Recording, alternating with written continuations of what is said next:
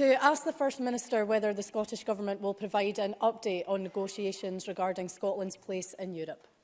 First Minister.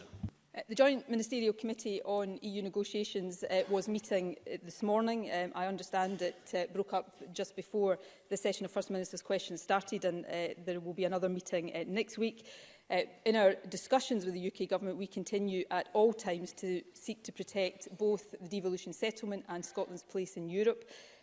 That said, the UK Government still refuses to listen to the case for retaining single market membership, despite the clear evidence, including from the UK Government itself, of the damage that will be caused by a hard Brexit. Decisions on the future relationship with the EU continue to be taken without the proper involvement of all of the governments of the UK. I wrote to the Prime Minister on this very issue on the 6th of February, to which I'm sorry to say I'm yet to receive a response. Mary Goujon. It's the devolution element of that I'd really like to focus on, because a founding principle of devolution is that the powers of this Parliament can only be amended with the consent of this Parliament. And as the Finance Committee's cross-party report made clear, as it currently stands, the EU withdrawal bill, and I quote, is incompatible with the devolution settlement in Scotland. Now, in the First Minister's view, are the new proposals from the UK Government, which would essentially give them a supervisory role over Holyrood, now compatible with devolution? First Minister. No, I don't think they are.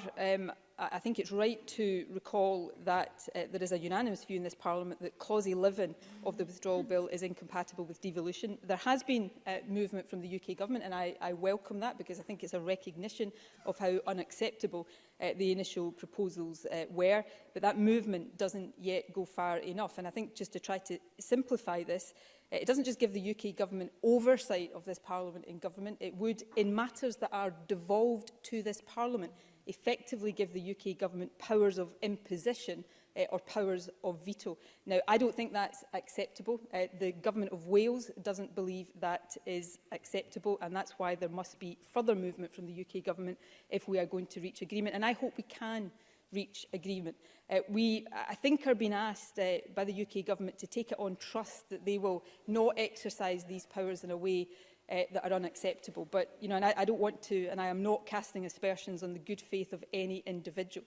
But we shouldn't forget that this is a UK Government right now that at times seems willing to ride roughshod over the Northern Irish Good Friday Agreement. And I don't think we can simply take it on trust that the same government would always respect the devolution settlement. That's why we must have guarantees that this Parliament, the powers of this Parliament and the devolution settlement must be protected, and no Scottish Government worth its salt would accept anything less.